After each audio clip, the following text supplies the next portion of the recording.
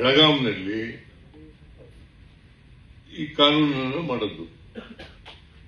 ಜನಸಂಖ್ಯೆಗೆ ಅನುಗುಣವಾಗಿ ಮೀಸಲಾತಿ ಇರಬೇಕು, ಅಲ್ಲ SCP TSP ನಲ್ಲಿ ಹಣ ಖರ್ಚು ಮಾಡಬೇಕು ಅಂತ ಮಾಡಿದ್ದು ಯಾರು?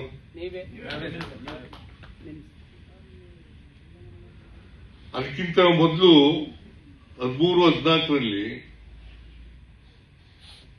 8,000 ಚಿಲ್ಲರೆ ಇತ್ತು.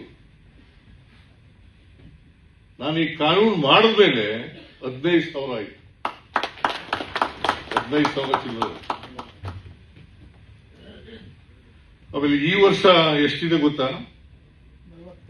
34 44,636 ಕೋಟಿ. 44,636 ಕೋಟಿ. ಯಾಕೆ ಮಾಡಲಿಲ್ಲ ಬೇರೆಯವರು?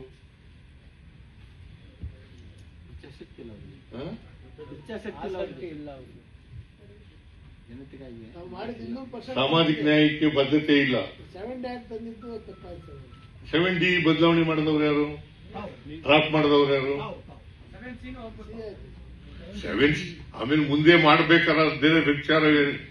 7D ಅದನ್ನ ಡ್ರಾಪ್ ಮಾಡಿದವರು ಯಾರು? ಅಮೆಂಡ್ಮೆಂಟ್ ಮಾಡಿ ಆಯ್ತು. ಈಗ 4% ಬಡ್ಡಿನಲ್ಲಿ 10 ಲಕ್ಷದವರಿಗೆ ಸಾಲ ಸಿಗಬೇಕು ಬ್ಯಾಂಕ್ನಲ್ಲಿ, KSFCನಲ್ಲಿ ಅಂತ ಮಾಡಿದವರು ಯಾರು?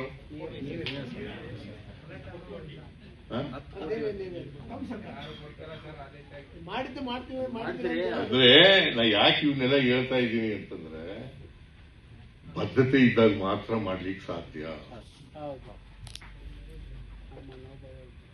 ಈಗ ಪರಿಶಿಷ್ಟ ಜಾತಿ ಪರಿಶಿಷ್ಟ ವರ್ಗದವರು 24.1% ಇದ್ದಾರೆ. 2011 ಜನಗಣತಿ ಪ್ರಕಾರ. ಈಗ ಸ್ವಲ್ಪ ಜಾಸ್ತಿನೂ ಆಗಿರ್ಬೋದು. 24.1%. 6.95 ST, 17.15% SC, ಇನ್ಕ್ಲೂಡಿಂಗ್ ಮುಖ್ಯಮಂತ್ರಿ ಆಗಲಿಲ್ವಾ ಸರ್? ಕಾಲ್ ಭಾಗ ಇದ್ರು ಕೂಡ ರಾಜ್ಯದಲ್ಲಿ ಒಂದ್ಸರಿನೂ ಮುಖ್ಯಮಂತ್ರಿ ಆಗಲಿಲ್ವಲ್ಲ ಜನ? ಯಾರು? ನಿಮ್ಗೆ ಗೊತ್ತಾ? ನಿಮ್ಗೆ ಗೊತ್ತಿಲ್ಲ ಮಾಡಿ ಹೋರಾಟನ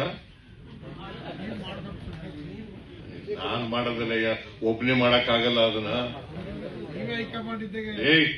ಸುಮ್ಮನೆ ಏನೇನೋ ಮಾತಾಡ್ತೀರಿ, ಕೂತ್ಕೊಂಡು ಏನೋ ಮಾತಾಡ್ತೀರಿ, ಸುಮ್ಮನೆ ಏನೋ ಮಾತಾಡ್ತೀರಿ. ಈಗ ಡೆಪ್ಟಿ ಚೀಫ್ ಮಿನಿಸ್ಟರ್ ಮಾಡಿಸ್ತವ್ರು ಯಾರು? ಪರಮೇಶ್ವರ್ಗೆ.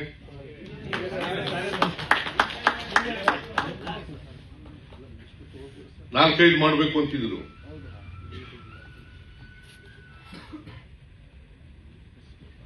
ಒಬ್ಬರಿಗೆ ಮಾಡಬೇಕು ಅಂತ ಹೇಳಿ ಮಾಡಿಸೋದವ್ರು ಯಾರು? ಆಯ್ತಪ್ಪ.